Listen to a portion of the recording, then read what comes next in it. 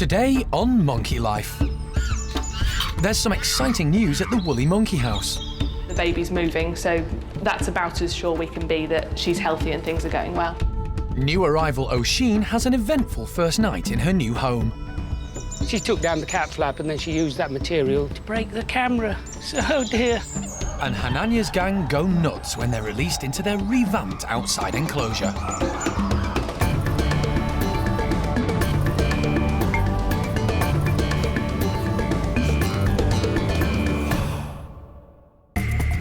This is Monkey World. Nestled deep in the English countryside, it's home to more than 240 monkeys and apes from 16 different species. Dr. Alison Cronin and her team dedicate their lives to rescuing and rehabilitating primates from all over the world, giving many a second chance to live a happy and fulfilling life.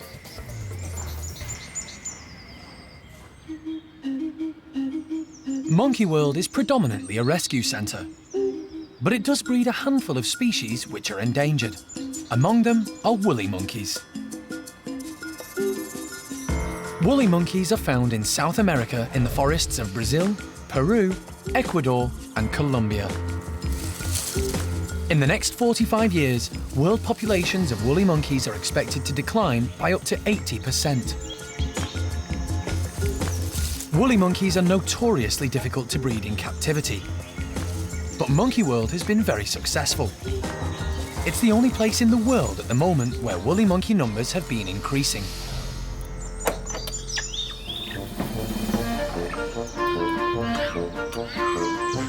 There are 13 woolly monkeys at the park, split into two groups. And headed up by alpha males Bueno and Lavar.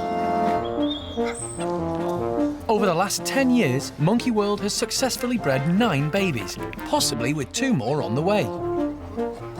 Yarima is roughly 4 months pregnant and so far is doing very well. And over at Lavar's woolly group, there's more exciting news. Paquita is pregnant and it looks like she could give birth pretty soon.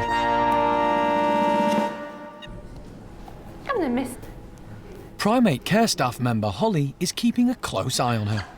So far we've felt a little pair of knees, we've felt what we think is a head, and each day all these little lumps are in a slightly different position, so we're confident that she's pregnant, not just overweight, and we're happy that the baby's moving, so that's about as sure we can be that she's healthy and things are going well. This is just a syringe of yoghurt. Paquita is particularly keen on yoghurt, so it's a nice treat for her to cooperate with us. Also, she has to be very close to the mesh to drink it, so it gives us a good chance to feel her stomach. All the primates at Monkey World are taught to present different parts of their bodies to the keepers in return for treats. This allows the staff to carry out vital health checks. I can just about feel your belly, missus. The news of Paquita's pregnancy is particularly heartwarming because last year she lost her baby son Raoul in a tragic accident when he fell and suffered a head injury. The team were devastated, but a delighted Paquita has bounced back. These guys are very easily stressed, so the best thing we can do for them is just to let them get on with it. Last time she did amazingly. She cleaned up her baby, carried him round and was feeding him by the time we arrived in at work. So fingers crossed everything goes as well this time, and hopefully it won't be too long.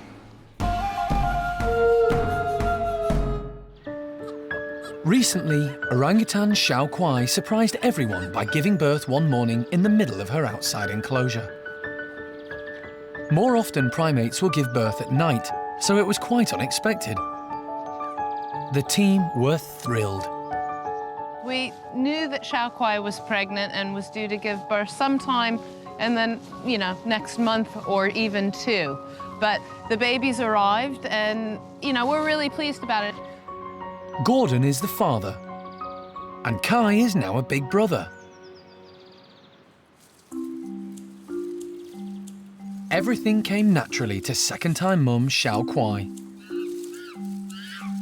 Baby baby's 6 days old, thriving, pooing, everything, which is a good actually testament to what we wanted to do with this baby. Let them get on with it, leave them alone, let Xiao Kuai rear the baby. We know Xiao Kuai is a great mum, and we so want orangs to be sociable with babies that we have let Xiao Kuai give birth with Gordon, with Kai, with Xiaolan, and let it just happen, and just another day in the life of an orang. 2 months on, and the baby has been named Jin, which means handsome in Chinese. Jin spends his days gripping onto Mum as she carries him around. Little Jin will be staying on his mum certainly for the next 6 months or so. Most monkeys, apes, the babies are able to hold on to their mother's fur from day one, because obviously most of them live in the trees. This means that the mother needs as many limbs as possible to climb through the trees. Now with orangutans, they are more arboreal than a lot of other monkeys or apes. They don't really spend any time on the ground at all in the wild. So they're born with quite a ferocious grip in their hands and feet. So even if the mother's moving about quite rapidly, climbing up and down trees, moving across branches, generally if the baby's healthy, it's able to hold on very, very tightly. As Xiao Kuai and Jin remain tightly together, Dad Gordon stays well out of the way. He knows when he's not wanted. Gordon's shaping up as a typical orang-utan dad, so he has nothing to do with the baby whatsoever. In the wild, they wouldn't really be in the same area as the babies. The pregnant mother would be off in their own territory, and it's the same deal here. Gordon's not particularly interested in the baby at all. Kai is adapting well to having a new little brother around. Maybe the first 2 or 3 weeks he was a little bit curious and also just a little bit put out because he was Mum's #1 son, favourite boy and all that kind of thing. But he's now come round to the fact that she's got this new baby. He's settled in quite well. While Mum is busy, Dad Gordon's doing his bit to keep first son Kai amused. He spent a lot of the time just rolling around, wrestling, chewing each other, biting each other, knocking each other over. Typical boys' games, very, very rough. But orangs make great mums, and Xiao Kuai still gives Kai plenty of attention.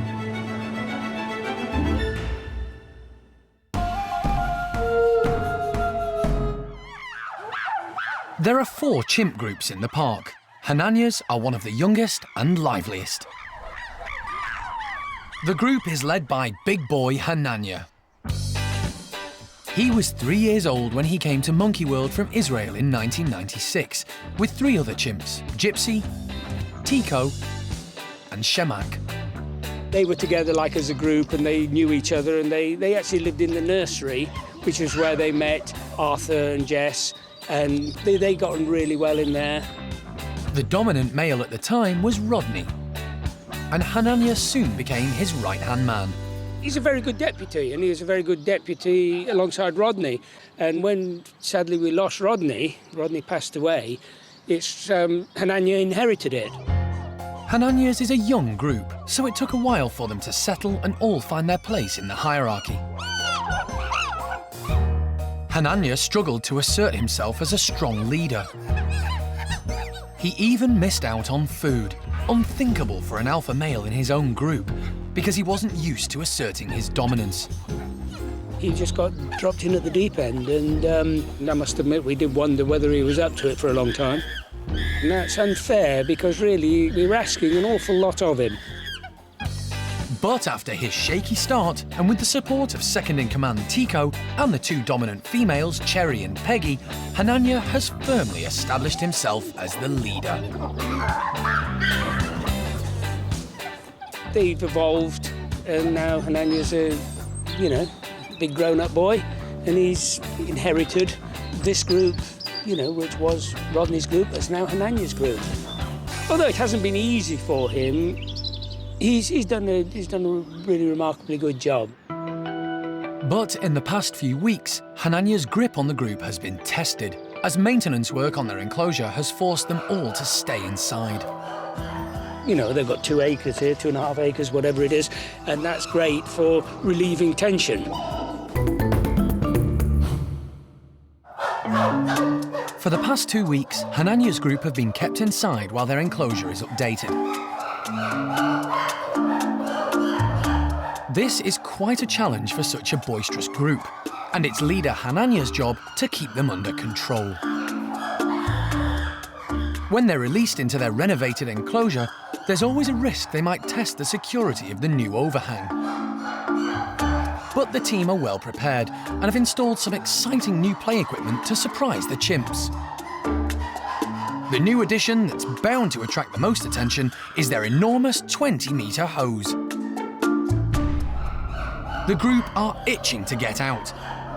So Jeremy does some last-minute checks and the team brace themselves for the release of the chimps.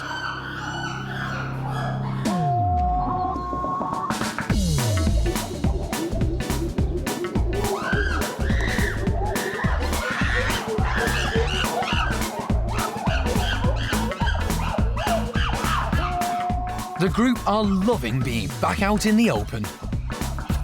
The new hoses and apparatus will challenge their skills and fitness.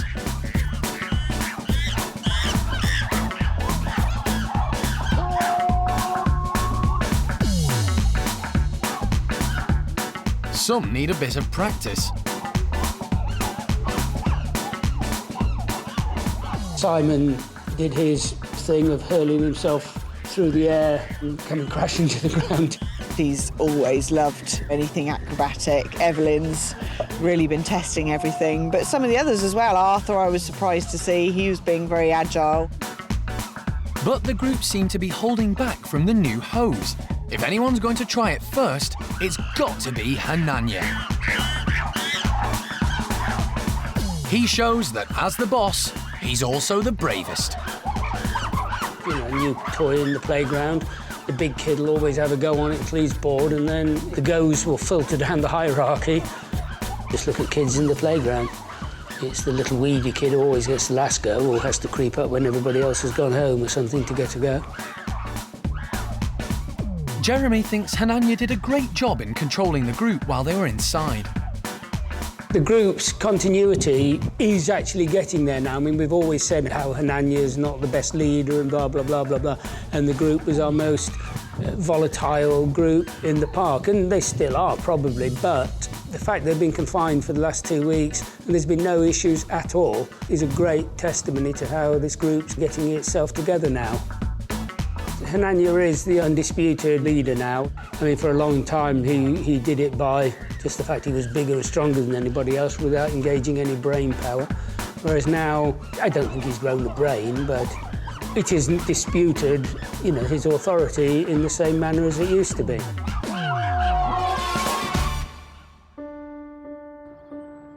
One member of Hananya's gang is not enjoying the enclosure as much as everyone else. Trudy is one of the park's most well-known chimps and has been here for more than 12 years. She was badly mistreated before Monkey World rescued her and started life at the park very nervous and withdrawn. With the right care and attention, Trudy has since thrived and is now one of the most popular members of the group. But sadly, over the last 18 months, she's had continuous bad health. We just weighed her and she's lost another 2 kilos, and 2 kilos on a little animal like this is significant. So there is, clearly we have some underlying thing happening. First, the care staff tried to build her weight back up with a series of protein drinks, which seemed to help. But then she developed a swollen, bloated stomach and seems to be in pain again. We need to do a bit more investigating and find out. I am very concerned for Trudy.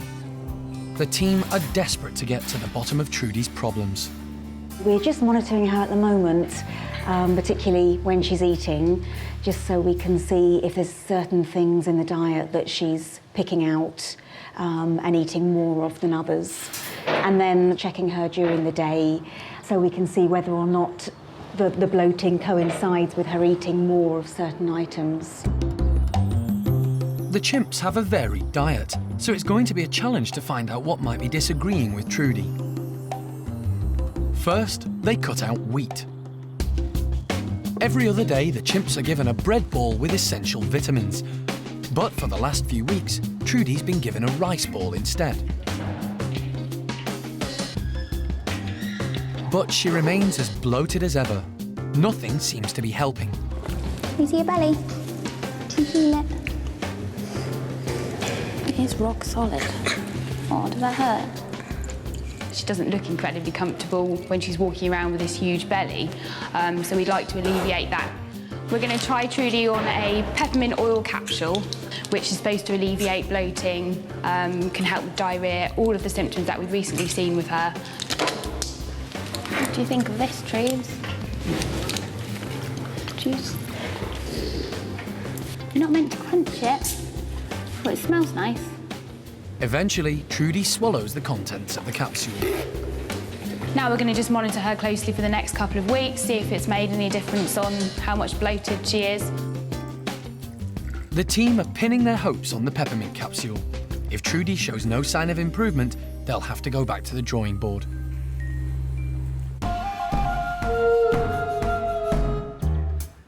Orangutans are extremely intelligent and inquisitive. In the wild, they have to investigate everything to find food in a difficult habitat and to collect building materials for their nests each night.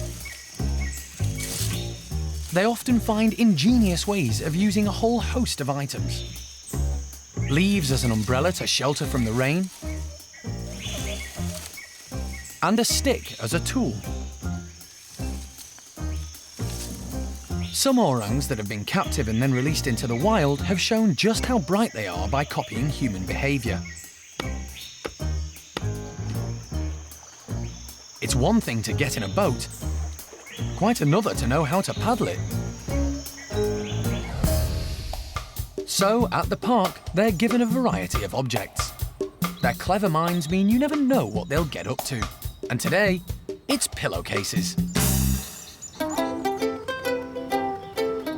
When there's something new in the enclosure, Linga is always interested. As the female in charge, May has bagged herself a pillowcase already and suspects that there might be something inside. Linga's decided it's a perfect play item. Teenager Xiao Ning is far too cool to be bothering with pillowcases. May's not impressed to find hers is empty. But Linga's still having fun. Young Dinda's dropped hers, and big sister Xiaoning grabs it. Funny, she didn't want one earlier. Clever Linga uses it as a sunshade. Meanwhile, in the hammock, Dinda's stolen May's pillowcase to make a nest. But as ever, May's one step ahead and has bagged herself another one.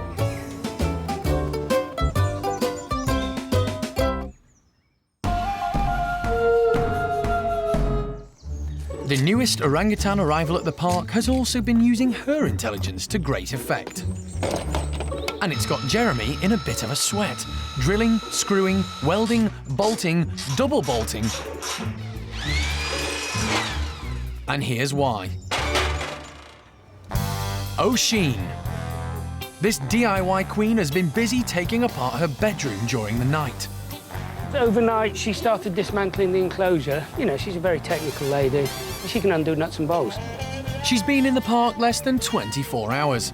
After a mammoth 27-hour journey from South Africa, you'd think she'd be a little tired, but apparently not.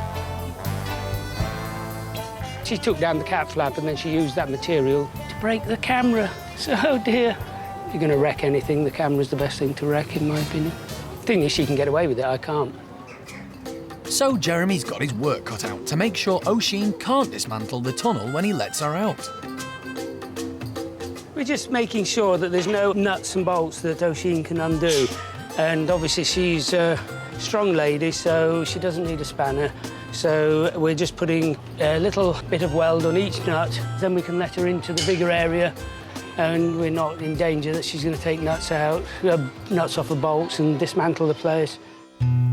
When Oshine was in South Africa, she spent a lot of time in a workshop and loved playing with screws, bolts and keys. It always amazes people, but it's just a fact. Orangs can do all these things. If you give an orang a spanner, he will undo the nut.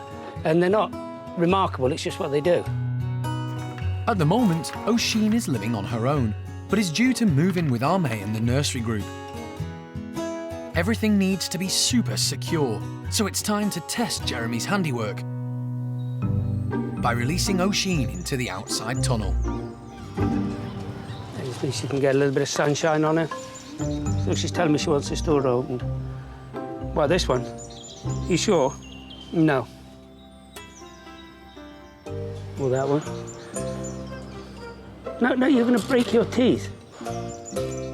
Jeremy's reinforced bolts are proving tricky, but clever Oshine has got a plan B. She knows, you see, if she puts the blanket around the nut and then tries to do it with her teeth, that she can get a better purchase on it. Jeremy's bolts are holding firm, so Oshine makes one last desperate attempt. But admits defeat and heads back inside. Now Jeremy's made the tunnel secure, the Monkey World team are reinforcing the nursery playroom, so Oshine can't take that apart when she moves in. Oshine has learnt to do this by watching people in the workshop back in South Africa. Well, of course, if she starts doing it now, she will just train our chaps to do it. They will learn off her, the same as she's learned off of the guys working in South Africa. We're well on schedule now. There's no reason why we can't get this Oshine proof by tomorrow morning. Next time on Monkey Life, it's night feeds and nappies for Mike as he collects his latest foster baby. Mine's a gibbon life for the next few months. And new arrival Fidget settles into his new home.